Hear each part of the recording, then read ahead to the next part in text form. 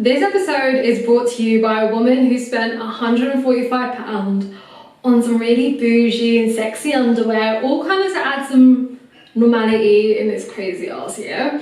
Yeah, that sexy underwear has done everything but make her feel sexy. It's actually made her question if she has an overweight vagina and why £145 is not enough money to cover both of her vaginal lips. That one was actually me. Welcome to LemonAID, bittersweet doses. Play the intro!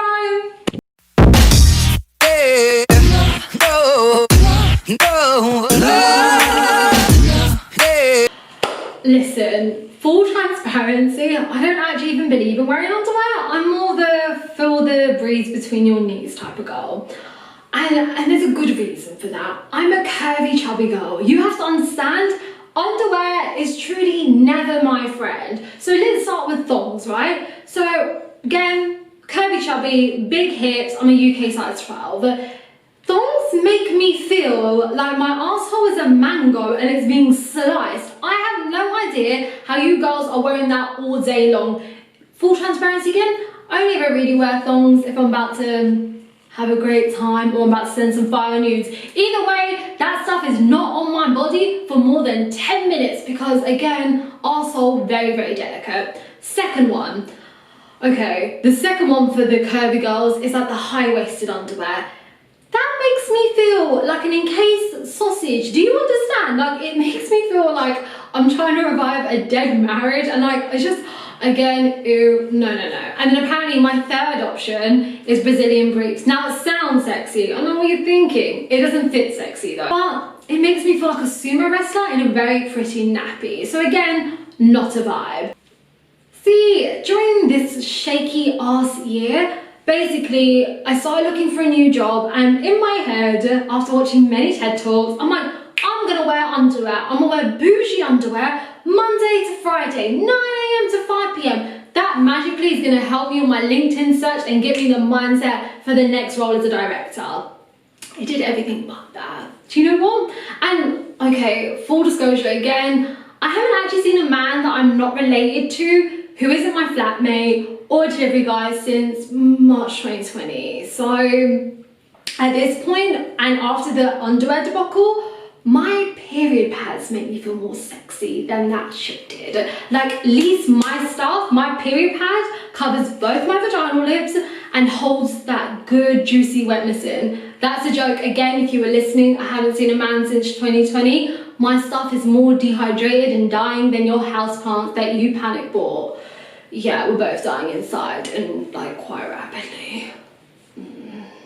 Disclosure, this whole video will be about having a big vagina. So if you are under the age of 18 and basically not a schoolgirl who's like worried about her body, click the F off this video. This is not for you, little freak elite.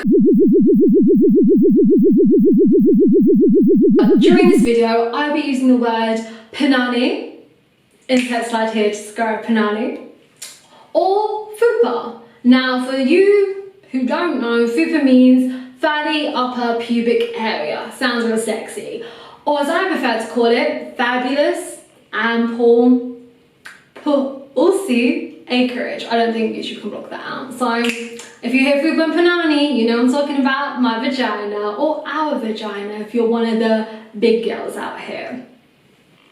Okay, so if you haven't figured it out, the bougie underwear I brought was Victoria's Secret, and I want to address that. Now, Victoria, how can it be a secret if both, you know what, yeah, if both my vaginal lips are hanging out at some point during the day with your underwear? You actually have my Juicy Lucy, my fat punani, you have my vagina lips spinning like Pac-Man, just nom against the thong. You don't got enough material. It's okay, we get it, Victoria. You do not make your underwear for fat punanis in mind. I actually bought your underwear just because I wanted to prove a point. So, oh yeah, Victoria's Secret, oosh, you'll not be able to read that. The underwear is called Very Sexy and it's labelled a thong / string. Yeah, I don't feel very sexy, however, your thong is more like a string and it's made in Sri Lanka. Listen, to quote Nicki Minaj, right?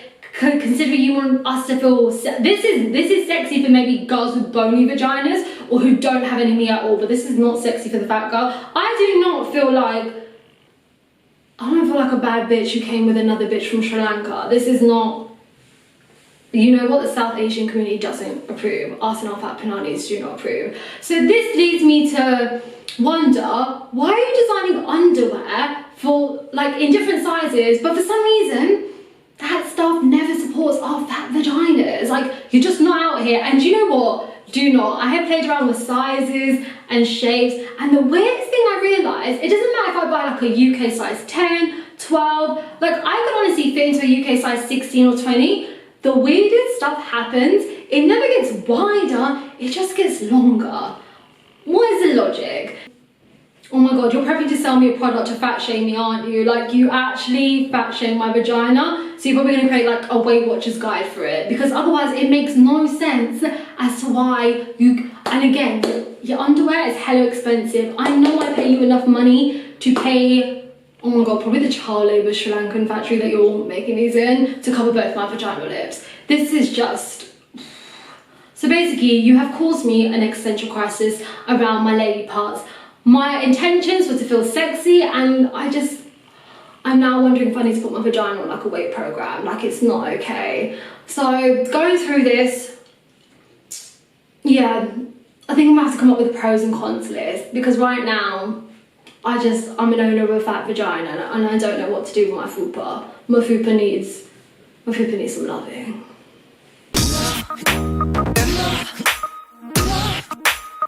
I got your con list. I definitely have your con list. It didn't take me more than like 20 seconds to come up with a con list, because I just realised what it does. The biggest con of having underwear that doesn't support having a fupa or a juicy punani is camel toe. Oh my god, like I have spent my whole life plotting and basically counteracting camel toe. No wonder I'm triggered. It's like my biggest insecurity. When you are camel toe, the whole of the world can see the blueprint to your kingdom, and I'm talking every secret passage. They can see it, and it's, oh my god, like, Victoria, girl, I need you to work with me and not against me. Like, wanna know some really, really intense stuff? Like, I literally, this is one of the triggering moments that actually created this video. So I was at gym last week, right? And I had on like Victoria's Secret boxer briefs or whatever, part of my be a grown woman thing. Oh my god. So I'm walking in these leggings, and in my head, you can't see my fupa. Incorrect. Halfway through the workout, I kind of like tied up my top, blah, blah, blah.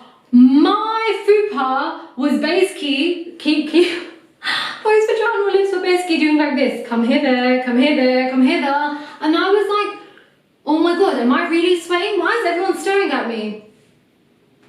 Again, Victoria, not so secret. Look what you did. When your stuff is designed to be the width of dental floss, yeah, we got some issues. So yeah, the biggest con is you give me camel toe. So I came up with a pro list.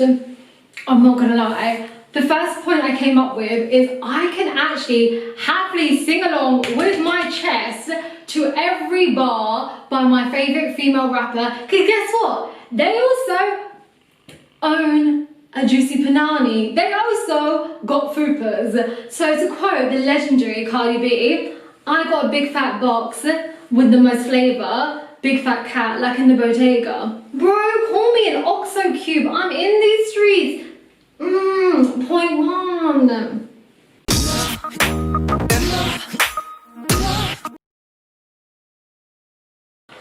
Oi, listen, point three is a little bit spicy. You cannot name me any of your favourite rappers without them having a bar about fat finales. Like, fupas are for the culture. Like, go through all your favourite dancehall artists. They have albums, literally poems about my fupa. Well, not my fupa, I haven't, not yet, slept with any dancehall artists. Like, listen, Drake raps about fupas and pananis. Who am I to reject Drake and his love of, listen, if it's good for Drake, it's good for you. good for you, man. Them like, call me Punjabi Kiki. I am riding. I'm riding. But you have to admit, one of the perks of having a fat punani and a fupa is we have juicy lips, and they are great security guards. Now hear me out. Listen, as adults, let's face it, if we're getting down to it and you've done what you were meant to do, you can enter our playground with much ease and righteousness. However, not everybody can play in the playground or enter the roller coaster. So if you're lacking in height, the fupa gonna hug you and you ain't gonna make it past the entrance. And then also following on from that, you know, if you are a bit and lacking in height, again, the joys of having a fupa is they are great security guards. So likewise, if you didn't do what you were meant to do and it's not slip and slide, in the words of Gandalf, you shall not pass. Now tell me a fupa is not the work of God. That's God's protection right there. So, you see, after doing my pros and cons list, there's only really one con, and that con is in my head. Like, the thing that I'm so bitter over is my camel toe, because I'm worried about people judging me and looking at me and thinking like there's something wrong with me. However, if you check my pros list, it's fire. Female rappers talk about me, well, I mean us, we are sharers of pananis. Beyonce has one. Your favorite rapper is dying for it. And then upon like reflection, fupas are perfectly designed to be guarded because they're juicy and they're sweet. So there's a lot of sweetness in my natural design. So it turns out, Victoria, not so secret, you have me feeling bitter, but really, I'm a beautiful exercise of sweetness.